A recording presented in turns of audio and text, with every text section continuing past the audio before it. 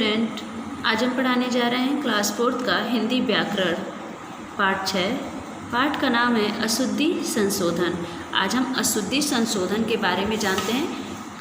Collection of errors क्या होता है।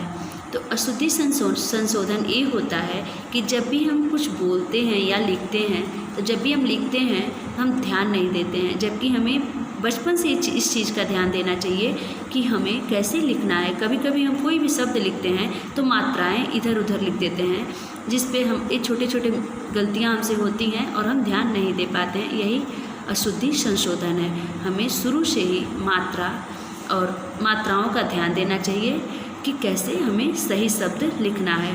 यही आदत बड़े होने पे हमारे लिए क्या बनती है, दिक्कत का कारण बन जाता है। तो यहाँ पे देखिए, हिंदी एक ऐसी भाषा है जिसके उच्चारण और लेखन में समानता है, इसलिए शब्दों के उच्चारण की शुद्धता आवश्यक है। भाषा का प्रयोग करते समय व्यवहारिक ज्ञान के अभाव में विद्यार्थी अक्सर कुछ अशुद्धियाँ कर बैठते हैं। प्रारंभ में अशुद्धियों का कारण सही जानकारी का अभाव होता है, किंतु बाद में यह बात बन जाती है। इसके लिए प्रयास यह होना चाहिए कि प्रारंभ से ही शुद्ध भाषा के प्रयोग पर हमें ध्यान देना चाहिए। जो अभी हम आपको बताए हैं कि पहले हम ध्यान नहीं देते हैं और बाद में हमारे लिए प्रॉब्लम बन जाती है। सामान्य रूप से भाषा दो प्रकार की अशुद्धियाँ होती हैं। कौन कौन सी? शब्दों की अशुद्धियाँ और वाक्यों की अशुद्धियाँ। तो पहले हम शब्दों की अशुद्धियाँ के बारे में जानते हैं। फर्स्ट टॉपिक, शब्दों के गलत उच्चारण और उनके शुद्ध रूपों की जानकारी न होने से शब्दों की अशुद्धियाँ हो जाती हैं। इन्हें वर्तनी की अशुद्धियाँ कहते हैं। जैसे यहाँ पे शब्दों की अशुद्धियाँ दिया है, देखिए यहाँ पे अशुद्ध शब्द दिया है और यहाँ पे शुद्ध शब्द दिया है।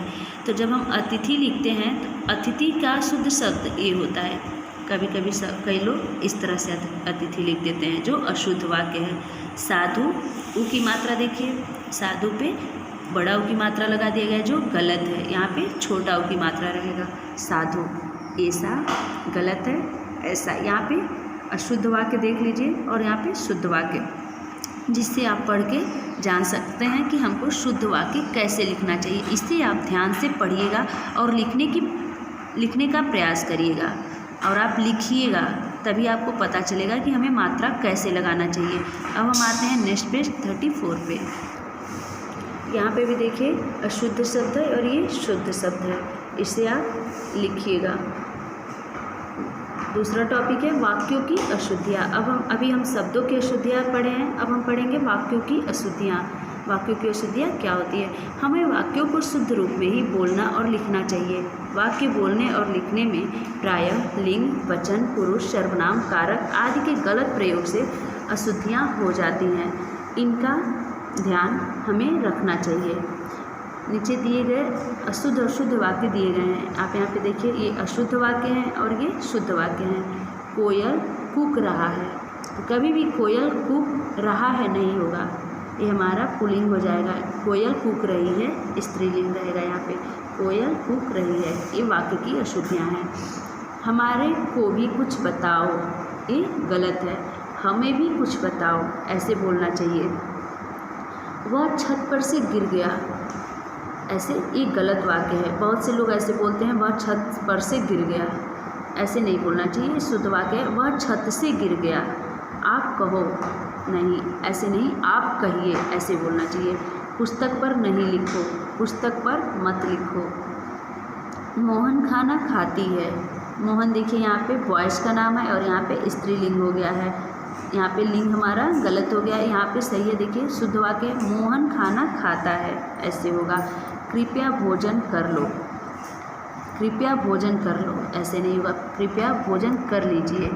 करो अपना काम, ये गलत वाक्य है। अपना काम करो, ये सही वाक्य है। लड़के पढ़ता है, देखिए ये गलत है। लड़के पढ़ते हैं, ऐसे होगा।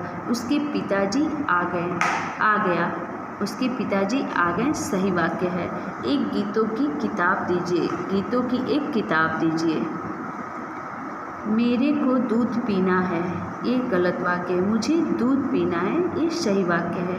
वह गत इतवार को कानपुर जाएगा, वह गत इतवार को कानपुर गया था, ऐसे बोलना चाहिए। प्रधानमंत्री ने हस्ताक्षर कर दिया, ये गलत वाक्य है। प्रधानमंत्री ने हस्ताक्षर कर दिया, ये शुद्ध वाक्य है। पिताजी वापस लौट आए, पिताजी लौट आए हैं, इस सही वाक्य है। खेलता है वह गेंद, देखिए ये अशुद्ध वाक्य है, वह गेंद खेलता है, ये शुद्ध वाक्य है।